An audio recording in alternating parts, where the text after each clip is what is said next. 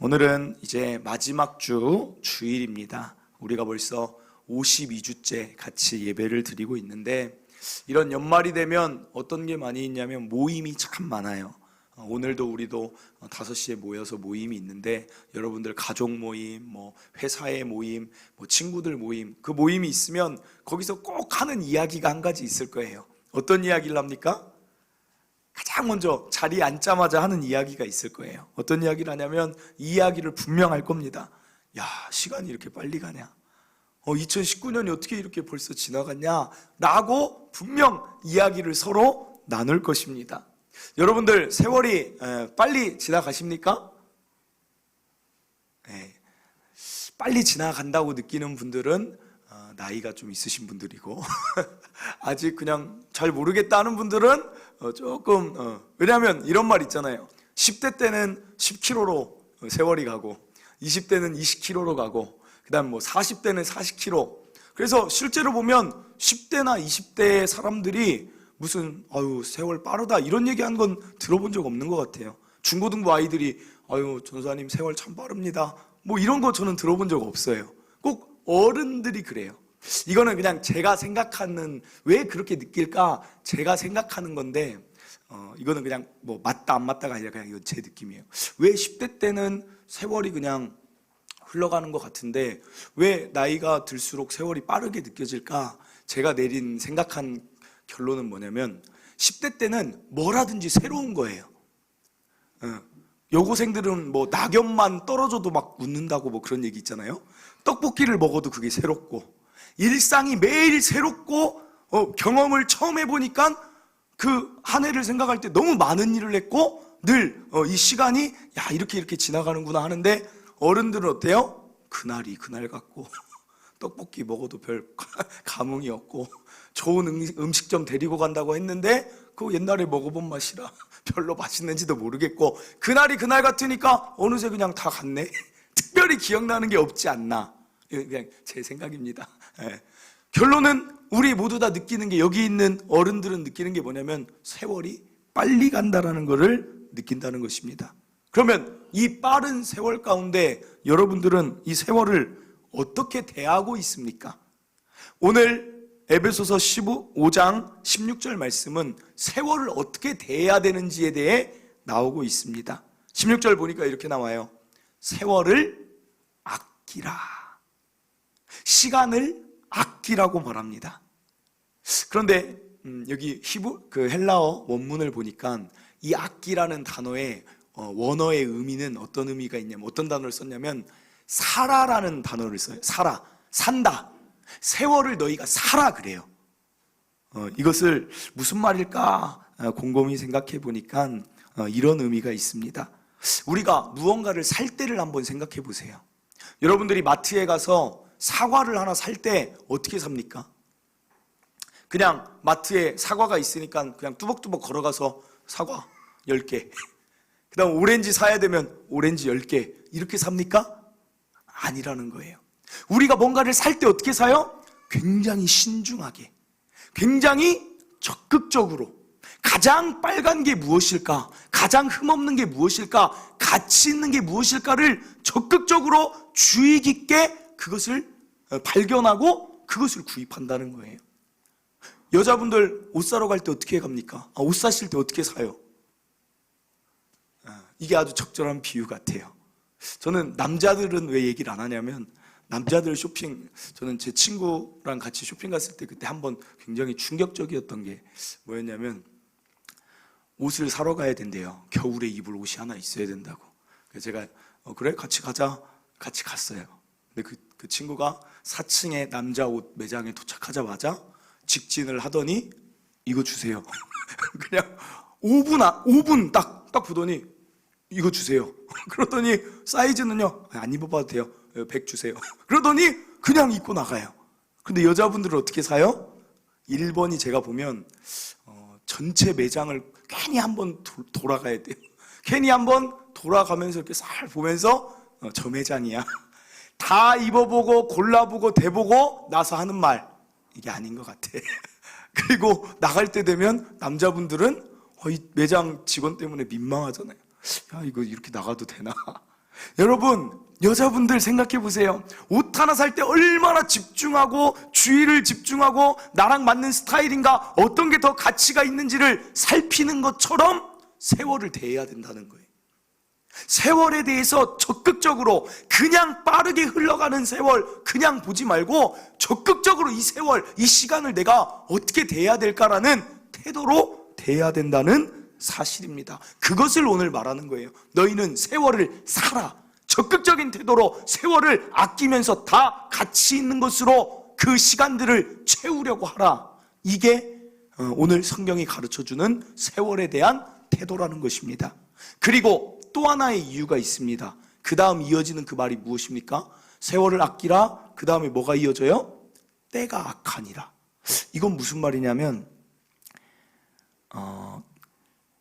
디모데후서 3장 1절 5절에 보면 이런 말이 있어요. 때에 대한 말이 있는데 그 바울이 이렇게 말합니다. 너는 이것을 알라. 말세에 고통하는 때가 이르러 사람들이 자기를 사랑하며 돈을 사랑하며 자랑하며 교만하며 비방하며 부모를 거역하며 감사하지 아니하며 거룩하지 아니하며 무정하며 원통함을 풀지 아니하며 모함하며 절제하지 못하며 사나우며 선한 것을 좋아하지 아니하며 배신하며 조급하며 자만하며 쾌락을 사랑하기를 하나님 사랑하는 것보다 더하며 경건의 모양은 있으나 경건의 능력은 부인하니 이 같은 자들에게서 내가 돌아서라. 낯설지가 않아요. 우리가 사는 세월은 어떻습니까? 시간은, 때는 저렇게 우리가 의식하고 살지 않으면 그냥 악한 때에 우리는 그냥 휩쓸려 간다는 거예요. 나도 모르게 그냥 세월이 흘러가는 대로 놔두다 보면 나만 사랑하는 인생을 살게 되는 사람이 돼요. 어떨 때는 모함하는 인생으로만 내가 그냥 살아가게 돼요. 어떨 때는 부모를 거역하는 인생을 계속 의식하지 않고 가치 있는, 부모를 잘 섬겨야 되겠다라는 가치를 찾지 않으면 그냥 흘러가게 되는 거예요. 부모를 거역한 채 계속해서. 사랑하는 성도 여러분, 세월, 시간, 우리는 의식하지 않으면 악한 때에 악한 모습, 한마디로 사과를 아까 산다고 하면 좋은 사과를 고르면서 살아야 되는데, 좋은 것을 먹으면서 살아야 되는데 아무 의식하지 않으면, 그 고르는 과정이 없으면 안 좋은 사과 먹으면서 그냥 살아간다라는 것입니다. 사랑하는 성도 여러분, 오늘 저는 여러분들과 함께 세 가지만, 그럼 도대체 세월을 아끼는 게 어떻게 아끼는 것일까? 그것에 대해서 함께 살펴보기를 원합니다. 첫째로, 세월을 아낀다는 것은 어떻게 하면 되는가? 여러분, 이런 생각 해보신 적 있으세요? 저는 참 오늘 말씀 보면서 많이 고민하면서 나온 첫 번째 대지입니다. 세월을 아끼기 위해서는 첫째, 해야 할 것과 하지 말아야 할 것을 구별하여 살아야 됩니다. 이게 참 중요해요. 저는 가끔 의아한 게 뭐냐면 학생들을 보면 의아해요. 무슨 말이냐? 선생님 똑같죠? 교재 똑같죠? 학교에서 공부하고 앉아있던 시간 똑같죠? 그런데 시험을 보면 성적이 다 달라요. 그럼 그걸 어디서 찾겠어요? 원인을. 딱 하나예요. 어떤 학생은 그 시간에 주어진 걸 최선을 다해서 해야 할 예습 복습을 했다든지, 세월이 흘러가면서 결국은 그 열매를 맛본다는 거예요. 그런데 어떤 학생은 그냥 매일 만약에 잠만 잤어요. 그러면 세월이 지나가다 보면 아무것도 거둘 게 없다는 것입니다. 직장도 마찬가지예요. 어떤 사람들은 직장에 신입사원으로 똑같이 들어갔는데 어떤 사람은 한 5년, 10년 지나니까 사람들이 인정해주는 사람이 돼요. 그런데 어떤 사람은 어떻게 돼요? 한 5년 지났더니 야, 저 사람 안 나가나? 저 사람 좀 나갔으면 좋겠는데. 무엇이 차이입니까? 세월 가운데 해야 할 것을 한 직장인과 하지 말아야 할 것에 더 비중을 둔 그 차이라는 거예요. 요즘 직장인들 보면 참, 제 친구들도 가끔 전화해 보면 야, 참 열심히 산다, 부지런하다 하는 게 뭐냐면, 중국에 관련된 업무를 하니까 저녁에 전화해서 뭐 하고 있어? 물어보면 그 얘기를 하는 거예요. 아, 중국 쪽에 이런 업무가 있어서 영어로 해도 되는데 혹시 몰라서 중국어도 좀 배워가고 있어. 동영상 강의 보고 있어. 야, 멋있다. 그게 뭐예요? 세월을 정말 아끼면서, 세월을 사면서 나에게 가치가 있는 일들을 해나가면서 살아가니까 나중에 직장에서 보면 누구 손을 더 들어주겠습니까? 너무나 뻔한 답이에요. 그러나 뻔한데 그걸 하기가 쉽지 않다는 거예요. 성경에 보면 다윗이란 인물이 어떻습니까? 양치기를 하는데 어떻게 해요? 얼마나 열심히 양치기를 하면서 양을 지키기 위해 물맷돌질을 해서, 물맷돌질을 한 이유가 그겁니다. 늑대가 나타나면 그 당시에 목동들이 이 물맷돌을 던져서 그 앞에 떨어뜨리는 거예요. 그러면 그 늑대가 오다가 그 앞에 돌멩이가 떨어지거나 아니면 자기를 맞추니까 되돌아가는 거예요. 그게 하나 있고, 물맷돌질이 또 필요한 이유가 양들이 눈이 어두워서 잘 못 가고 절벽이 있는 데로 가거나 위험한 데로 가면 그것을 던져서 양이 못 가게 막는 역할을 해요. 물맷돌질이. 다윗이 이것을 얼마나 잘했는지 나중에는 뭐까지 하냐면 사자나 곰도 맞춰서 이길 만한 물맷돌질을 해요. 그러니까 그자는 뭡니까? 해야 할 일, 양치기로 해야 할 일을 얼마나 잘했는지 나중에 골리앗이 나타났는데 별로 골리앗이 사자랑 곰하고 비교하니까 별게 아니게 되는 거예요. 사랑하는 성도 여러분, 해야 할 것을 하면서 살아가시길 바랍니다. 그게 우리가 세월을 아끼는 방법이에요. 그러면 하지 말아야 할 것은 무엇입니까? 모르겠어요. 각자 여러분 안에 답이 있을 줄 압니다. 요즘 하지 말아야 할 것, 제가 생각하면 대한민국 사람들이 참 이것은 좀 시간을 줄였으면 좋겠다 하는 게 하나 있는 게 그게 뭐냐면 스마트폰. 그렇지 않아요? 스마트폰에 쓰여지는 시간과 세월이 너무 많다는 거예요. 저도 때로는 좀 부끄러워요. 때로는 집에 있으면 나도 모르게 이게 없으면 좀 이걸 계속 찾게 돼요. 그러면 좀 중독이래요. 이거 찾고 얘기하다가도 이것도 보기도 하고. 그래서 저는 내년도에 하지 말아야 할 것, 집에서는 절대 핸드폰을 가지고 있지 않기. 저만 가지고 있나요? 여러분, 저 반성하겠습니다. 여러분, 그래서 2020년도를 생각할 때 세월을 어떻게 하면 살 수 있을까?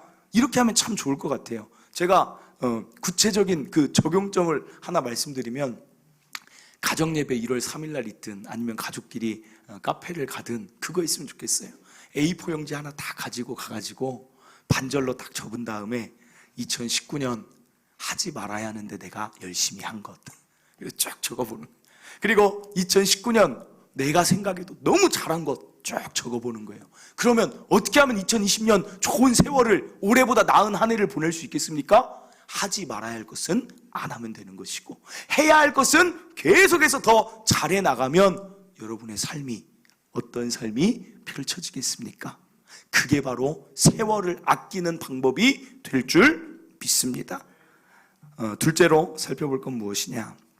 세월을 아끼는 방법은 무엇이냐면 속도보다 방향에 집중하여 사는 것입니다. 여러분, 이런 말 들어보셨어요? 저도 이거 말씀 준비하면서 이제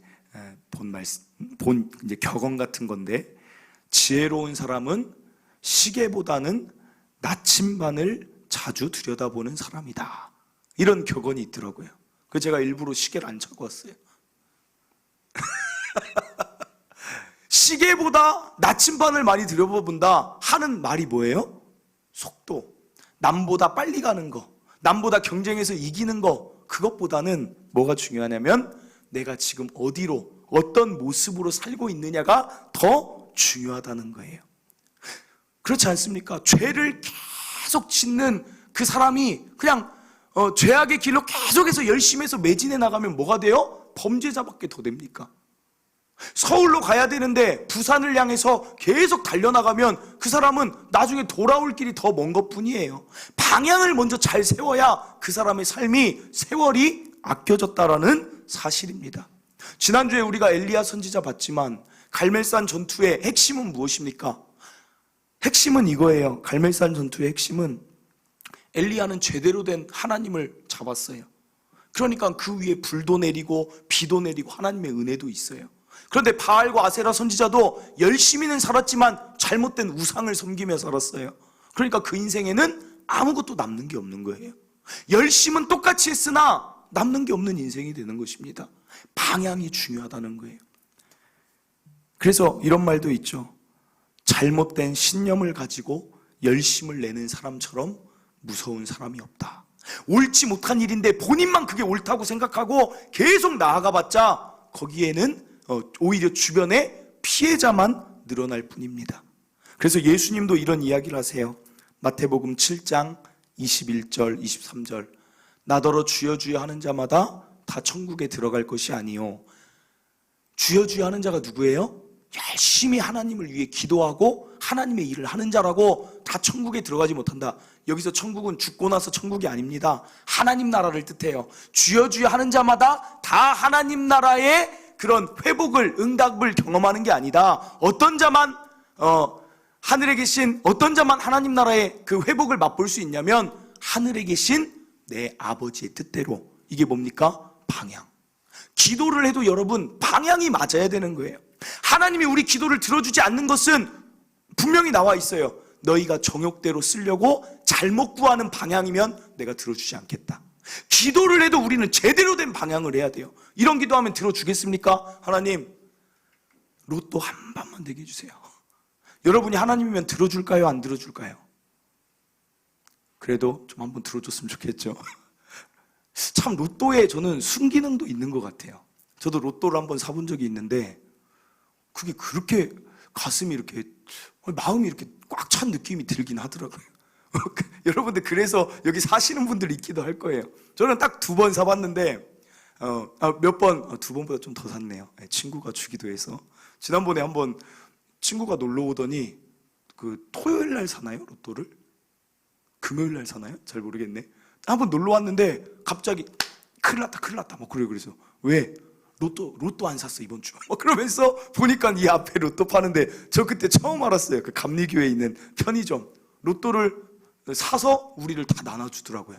그러면서 하는 말이 이거 되면 n분의 1 막 그러면서 되지도 않았는데 막 즐거워하는 거예요. 그래서 되면 뭐 할 거야? 물어보는 거예요. 그 친구가. 그리고 갑자기 그냥 생각만 해도 되면 하면서 즐거운 거예요. 로또의 순기능도 있지만 결론은 무엇입니까? 하나님과 하는 방향이 맞지 않기 때문에 그거 안 들어주시는 거예요. 그리고 22절 보세요. 그날에 많은 사람이 나더러 이르되 주여 주여 우리가 주의 이름으로 선지자 노릇하며 주의 이름으로 귀신도 쫓아냈고 주의 이름으로 많은 권능을 행했어요. 이 사람들도. 그런데 예수님은 이렇게 말합니다. 23절에 그때 내가 그들에게 밝히 말하되 내가 너희 알지 못하고 불법을 행하는 자들아 떠나가라. 방향을 얘기하는 거예요. 방향. 제대로 된 방향, 하나님이 원하시는 방향, 하나님이 원하시는 삶, 그대로 나아가야 하나님이 그들을 인정해 주는 거예요. 우리의 삶도 마찬가지입니다. 제대로 된 방향을 여러분들이 늘 체크하면서 살아가시길 바라요.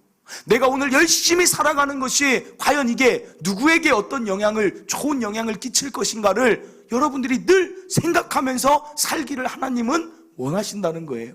그렇지 않으면 헛수고한 삶입니다. 저는 이번에도 참 안타까운 게 그 막 드러나는 그 사건들 보세요.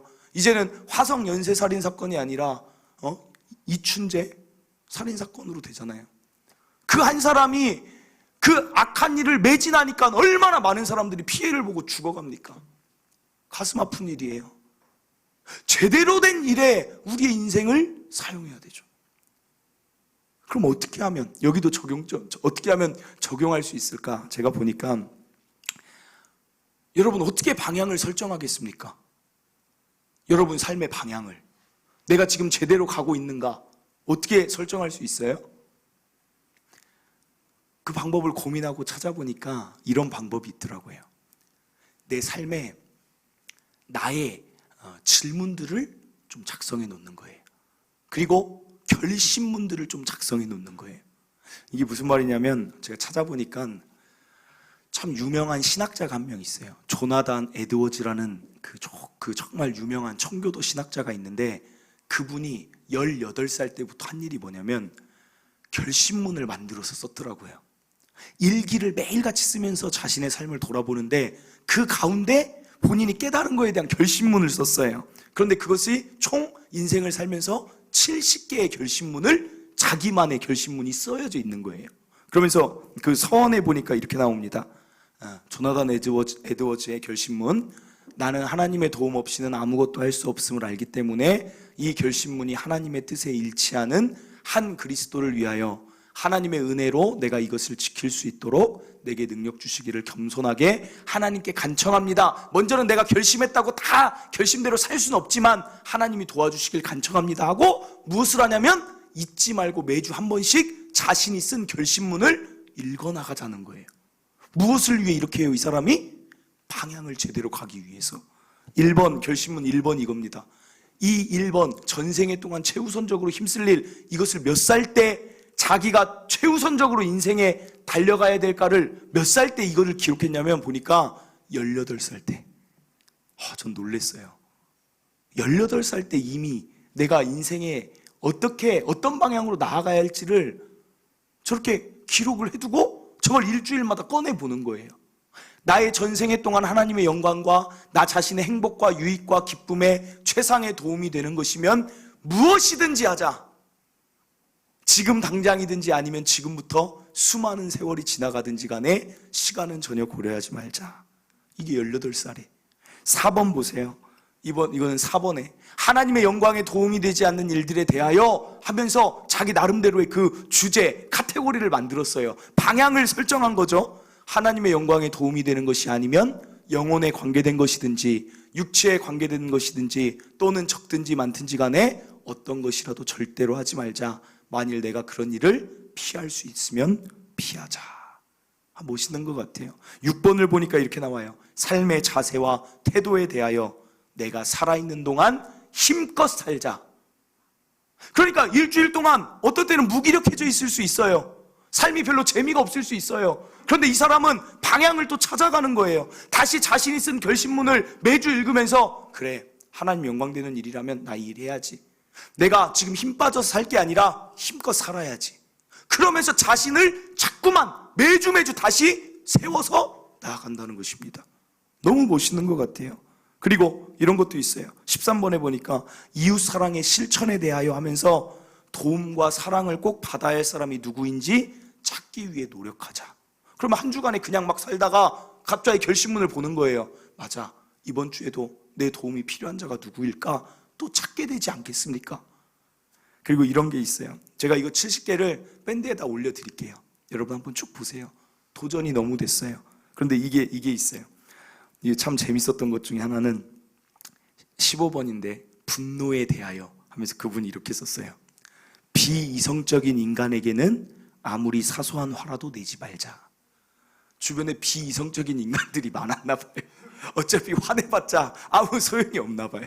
그러니까 자기 나름대로의 그 삶의 방향들. 사랑하는 성도 여러분, 오늘 우리에게도 이런 게 있었으면 좋겠어요. 저도 제 나름대로 몇 가지를 썼는데, 설교를 하면서 썼는데, 내가 오늘 낸 열심이 과연 하나님께 영광이 되는가? 내가 오늘 행한 열심이 나뿐 아니라 교회와 성도들에게 유익이 있는가? 돈을 열심히 벌었다면 나의 돈이 필요한 곳에 잘 흘러가고 있는가? 나의 말투와 나의 행동이 주변 사람들을 아프게 하지 않고 그들을 행복하게 하고 있는가? 나는 나의 가족의 화평을 위해 노력하고 있는가?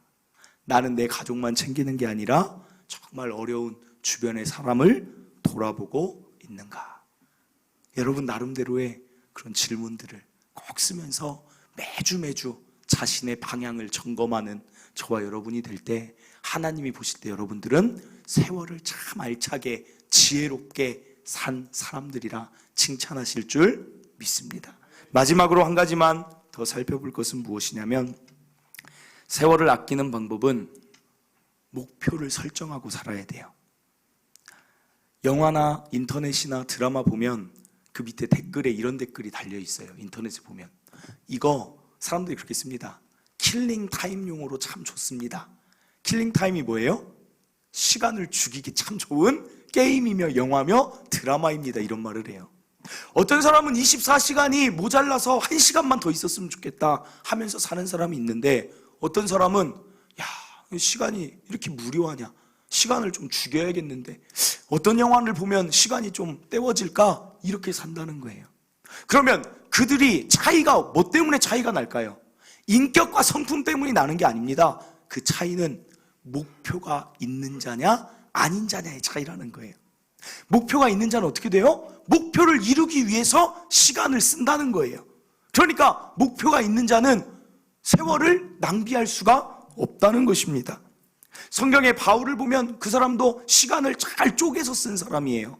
텐트도 만들었어야 돼요, 자기의 생계를 위해. 그러면서 편지도 써요, 교회들에. 전도 여행도 다녀요. 그러면서 회의의 자리도 나가요. 정말 열심히 살았어요. 그런데 바울이 왜 열심히 살았는가 보니까 그 사람도, 바울도 똑같은 말을 해요. 고린도전서 9장 26절. 나는 다름질하기를 향방 없는 것 같이 아니했다 그래요. 여기서 향방이 뭐냐면 목표예요. 바울은 목표를 세우고 늘 살았구나를 알 수 있어요. 바울이 왜 이렇게 열심히 살았을까? 늘 목표가 있었어요. 1차 전도 여행을 봐도 어디 지역으로 가야지. 2차 전도 여행을 봐도 아시아로 넘어가야지. 마지막 장기적인 목표는 로마로 내가 들어가서 세계 중심부에서 예수님 전해야지라는 자신의 그 세부적인, 단기적이고 중장기적이고 그런 장기적인 목표들이 그 삶에 늘 있었다는 거예요. 그러니까 목표가 어떻게 됩니까? 그 사람의 인생을 막 이끌어가요. 다른 말로 목표를 바꾸면 뭡니까? 비전이에요. 하나님이 내게 주신 비전, 하나님은 내가 어떻게 살길 원하실까? 비전을 품는 사람은 비전을 이루기 위해서 나의 삶이 그쪽으로 이끌려 간다는 거예요. 꿈이 있는 자는 어떻게 삽니까? 그 꿈을 이루기 위해서 열심히 살아가는 거예요. 이것을 다른 말로 하면 하나님, 나의 목표가 아닌 타인과 교회와 이 세상을 위한 목표는 사명이라고 합니다. 사명이 있는 자는 사명이 그 삶을 이끌어가요. 그런데 재미난 것은 그 삶이 더 재미가 있다는 거예요.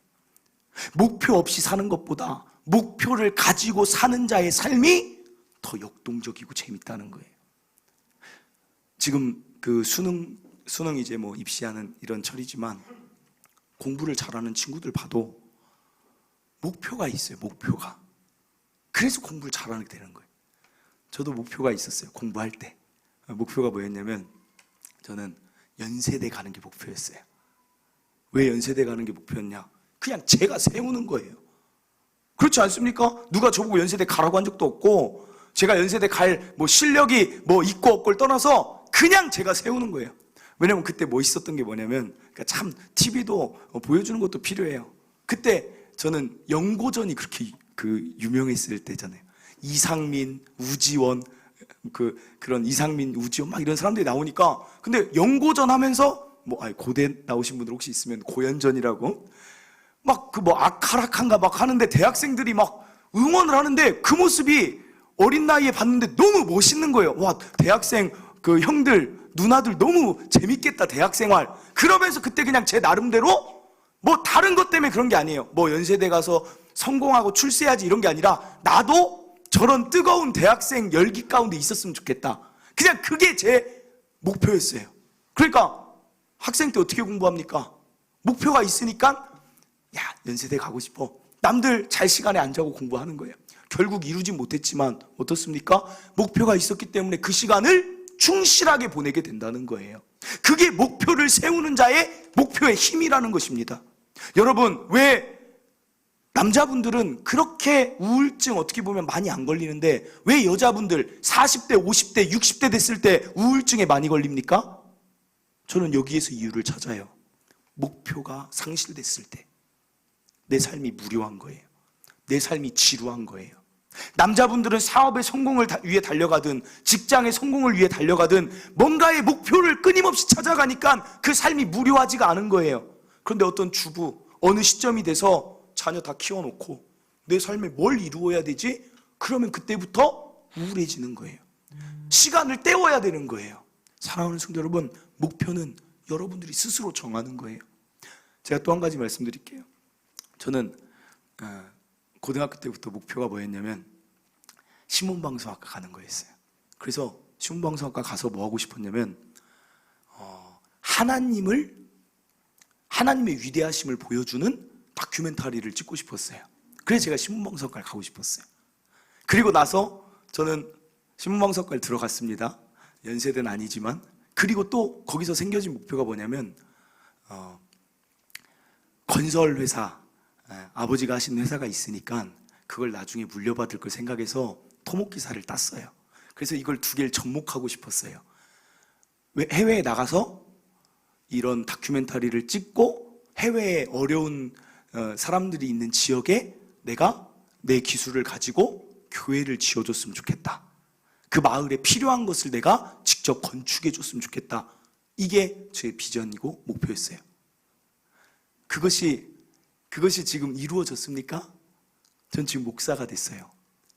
그런데 그 목표가 저의 대학 생활을 너무 재밌게 했다는 거예요. 그래서 제가 토목공학과 복수 전공하면서 거기서 토목기사 공부를 하면서 자격증을 막 따면서, 왜요? 그게 이루어지든 안 이루어지든 목표가 나를 재밌게 한다는 거예요. 그러니까 막 또 공부하고 또 배워나가고, 여러분들 삶에 여러분들이 목표와 비전과 꿈은 여러분들이 꾸는 거예요. 어떤 거든 관계없습니다. 꿈을 꾸시길 바랍니다. 비전을 품으시길 바랍니다. 여러분들 스스로 하고 싶은 일들을 마음껏 적어놓길 바랍니다. 그래서 제가 새해만 되면 하는 일이 또 있어요. 전 이번에도 다짐하고 왔어요. 거울을 볼 때마다 그래, 몸짱이 될 거야. 그래서 몸짱의 목표가 20년째 안 이루어지고 있어요. 고등학교 때부터 몸짱이 되고 싶었는데 친구들이 알아요. 친구들이 맨날 매해 새해만 만나면 제가 친구들한테 맨날 친구들한테 그랬어요. 고등학교 때부터 우리 몸짱이 돼서 스튜디오 가서 여기다가 선탠 하는 것처럼 크림 바르고 멋있는 사진 하나 찍자. 젊었을 때. 친구들이 물어봐요. 아직도 안 됐냐? 그러면 너는 됐냐? 하면서 우리 친구들 가운데 그걸 이룬 사람은 한 명도 없습니다. 그런데도 어떻게 해요? 또 목표를 세우니까, 제가 토요일 날 왜 축구하러 갑니까? 그래도 그 한 시간 뛰는 게 막 또 재미가 있지만, 그래, 이거 뛰고 나면 또 몸이 또 그렇게 되겠지. 목표가 삶을 재밌게 한다는 거예요. 여러분, 어떤 목표를 가지고 지금 살고 계십니까? 신앙도 마찬가지예요. 신앙생활이 재미가 없고, 신앙생활이 은혜를 막 받다가 신앙생활이 별로 은혜가 떨어진다. 그럼 반드시 신앙생활에 목표가 있는지 한번 점검해 보세요. 초신자 때 처음 하나님 믿을 때는 목표들이 막 있어요. 야, 내가 주일은 꼭 지켜봐야지. 그러면 그 사람이 세월을 함부로 보낼 수가 없어요. 주일에 잠잘 수가 없어요. 주일을 나오게 돼요. 야, 그러면서 혼자 스스로 만족해요. 내가 그래도 하나님 앞에 주일을 잘 지켰네. 재미가 있는 거예요. 목표를 이루니까. 그 다음에 금요철에 기도에 나가볼까? 새벽 기도에 나가볼까? 공부가 있으면 더 배워볼까? 자꾸만 목표가 있어야 된다는 거예요. 어느 시점에 어떤 상태가 되면 이제 뭐 이 정도면 됐지라고 하는 순간 신앙은 재미가 없어요. 말씀 이 정도 읽었으면 됐지? 신앙은 재미가 없어요. 아니, 그럼 목사는 말씀 많이 읽었는데 뭐하러 또 배웁니까? 제가 세미나 뭐하러 다닙니까? 제가 왜 학교를 다니려고 또 막 학교를 알아봅니까? 계속 배워야 되는 거예요. 우린 어디까지 이르러야 돼요? 그리스도의 장성한 분량까지 이르기까지 계속적으로 매해 신앙의 목표가 세워져야 된다는 거예요. 언제까지만 교회에서 받는 자의 역할만 하겠습니까? 어떤 때가 되면 내가 교회를 위해 무엇을 섬길 수 있을까? 라는 목표까지도 이르러야 그 사람이 진짜 재미있는 신앙생활을 교회에서도 한다는 것입니다. 사랑하는 성도 여러분, 목표, 비전, 사명, 늘 가슴이 두근거리는 삶을 여러분들이 살아가시면 그것이 곧 세월을 아끼게 되는 방법인 줄 믿습니다. 말씀을 맺습니다. 세월은 우리를 기다려주지 않습니다. 적극적으로 집중하여서 내가 이 시간을 잘 보내려고 하지 않으면 그냥 흘러가요. 그리고 그냥 흘러가는 게 아니라 우린 악에 휩쓸릴 수도 있다는 거예요. 더 집중하여서 이 세월을 아끼고자 하고, 오늘 말씀드린 세 가지 해야 할 것을 하고, 첫째로 하지 말아야 할 것은 안 하는 것이 세월을 아끼는 것이고, 둘째로 우리 삶의 방향을 잘 설정하여서 이 시간을 살아가시길 바라고, 마지막으로 목표, 비전, 사명을 꼭 설정하여서 가슴이 두근거리는 삶, 즐거운 시간을 보내는 삶, 저와 여러분이 꼭 보내시기를 바랍니다. 우리 이 시간 함께 찬양하고 기도하길 원합니다. 이 찬양은 어떤 찬양이냐면, 오늘 이런 우리의 그 나눴던 말씀이 다 그냥 가사에 들어있는 그런 찬송가가 있어서 가져왔습니다. 결론은, 목표는 무엇입니까? 햇빛 되는 것, 우리가 가치 있는 삶 살아서 좋은 영향력을 끼치는 것, 그게 우리의 삶의 목적이 아니겠습니까? 이 찬양 가사 생각하고 말씀을 생각하며 함께 부르도록 하겠습니다.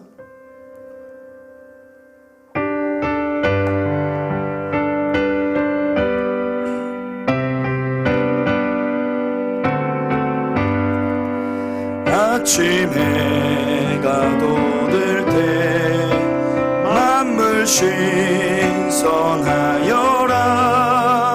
나도 세상 지낼 때에 햇빛 되게 하소서. 주여 나를 도우사 세월 허송 않고서 어두운 세상 지낼 때 햇빛 되게 하소서. 새로운 광음을 보람 있게 보내고 주의 일을 행할 때에 햇빛 되게 하소서. 주여 나를 도우사 세월 허송 않고서 어두운 세상 지낼 때 햇빛 되게 하소서. 한 번 가면 안 오는 빠른 광음 지날 때 귀한 시간 맞춰서 햇빛 되게 하소서. 주여 나를 도우사 세월 허송 않고서 어두운 세상 지낼 때 햇빛 되게 하소서. 밤낮 주를 위하여 몸과 마음을 드리고 주의 사랑 나타내 햇빛 되게 하소서. 주여 나를 도우사 세월 허송 않고서 어두운 세상 지낼 때 햇빛 되게 하소서. 아멘. 사랑하는 성도 여러분, 2019년 여러분들 잘 이미 살아오신 줄 압니다. 사실 여러분들 얼마나 열심히 여기까지 달려오신 줄 하나님도 아시고, 저도 여러분들의 삶을 볼 때 그게 다 느껴집니다. 그러나 우리는 세월 앞에 오늘 말씀처럼 또 다짐하고 또 다짐해야 될 것 같습니다. 이 세월 정말 잘 보냈으면 좋겠다. 더 가치 있게, 그래도 더 햇빛되게 보냈으면 좋겠다. 그것이 우리가 그리스도인으로서 늘 가져야 될 마음일 줄 믿습니다. 때로는 해야 할 것 잘하지만 하지 말아야 할 것이 내 삶에 많이 차지한다면 해가 지날수록 그것을 좀 줄여나가면 되는 것이고, 또한 오늘 말씀 본 것처럼 방향도 또 이런 말씀을 들으면서 한 번쯤 다시 설정해 보는 것이고, 그리고 목표가 특별한 목표가 없었다라면 오늘 이 시간 하나님 목표를 세우겠습니다. 신앙의 목표도 세우겠습니다. 그렇게 우리가 결단한다면 한 해 한 해 더 좋은 한 해가 될 줄 믿습니다. 말씀 듣고 각자의 마음에 깨닫게 하신 부분이 있거든 한번 주여 한번 외치고 기도하고 제가 마무리 기도하도록 하겠습니다. 주여